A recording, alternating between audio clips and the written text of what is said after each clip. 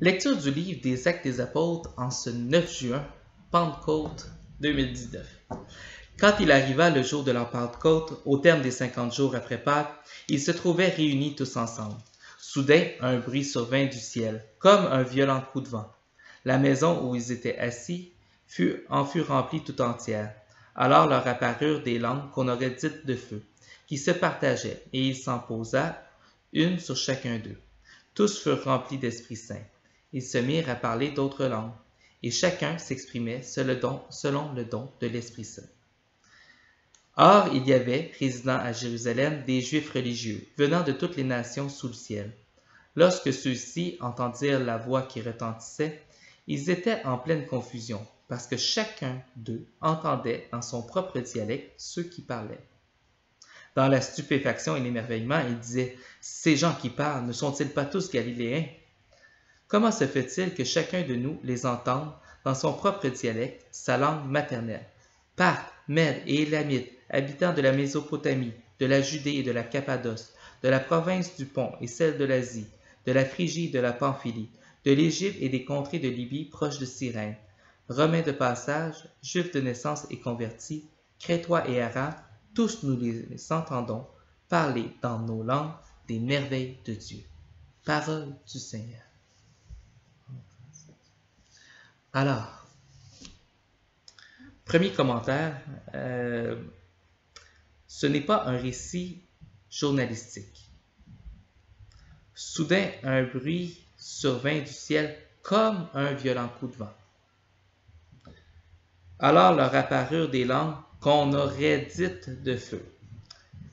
Vous comprenez ici, on n'est pas au téléjournal. On n'est pas en train de nous raconter nécessairement des faits. On est en train de nous mettre en récit une vérité beaucoup plus grande. C'est un récit qui a été écrit, semble-t-il, par Luc, qu'on appelle un récit téléologique. Donc, pas confondre avec théologique, mais téléologique, c'est-à-dire à partir des fins.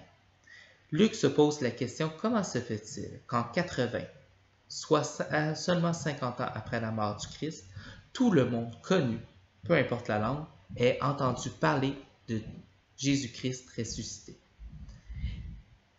Et sa réponse, c'est l'Esprit Saint. Parce que ça ne peut pas venir des apôtres. On se rappelle, les apôtres des Galiléens, beaucoup de pécheurs, à la rigueur peut-être analphabètes, ça ne peut pas avoir connu tout ce retentissement-là. Alors, la réponse de Luc, c'est vraiment ça, c'est l'Esprit Saint. Alors,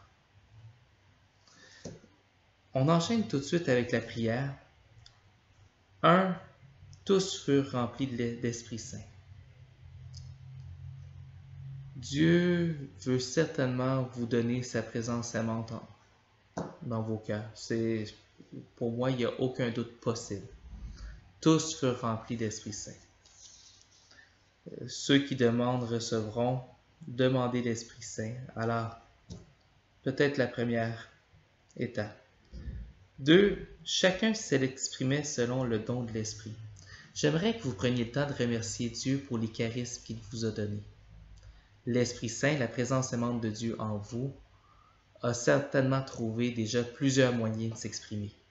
Que ce soit la prière, que ce soit, il y en a qui sont peut-être catéchètes parmi vous, il y en a qui sont peut-être intervenants pastoraux, il y en a peut-être qui sont des gens qui travaillent énormément en pastorat social, dans tout le souci des démunis. Je suis convaincu que l'Esprit Saint a déjà trouvé plusieurs façons de s'exprimer en vous. Alors, peut-être prendre le temps de remercier Dieu pour les charismes qu'il vous a donnés. Et si vous souhaitez lui en demander un, si c'est pour aider à mieux aimer, je suis pas mal convaincu que Dieu voudra sans doute travailler sans vous. Finalement, parce que chacun d'eux entendait dans son propre dialecte ceux qui parlaient. Vous savez, Dieu a une multitude de façons de venir nous rejoindre. Il y en a que Dieu va venir rejoindre par la tête. Il y en a que Dieu va rejoindre par le cœur. Il y en a que Dieu va rejoindre par toute la question de la symbolique et de l'esthétique. Dieu trouve des moyens de nous rejoindre. Et j'aurais le coup que vous preniez peut-être de relire votre petite histoire sainte à vous et de voir quels sont les moyens que Dieu s'est donnés pour venir vous rejoindre, vous, dans votre dialecte. Je termine aujourd'hui en vous disant Joyeuse Pentecôte. J'ai eu grand plaisir à prendre le temps de commenter la parole de Dieu avec vous au cours des 50 derniers jours. Je vais prendre un petit repos pour l'été, mais je vais essayer de trouver d'autres moyens de donner suite à l'automne prochain. Et s'il y a des gens qui sont intéressés à venir mettre la main à la pâte ou qui veulent lancer d'autres initiatives, je vous invite à le faire.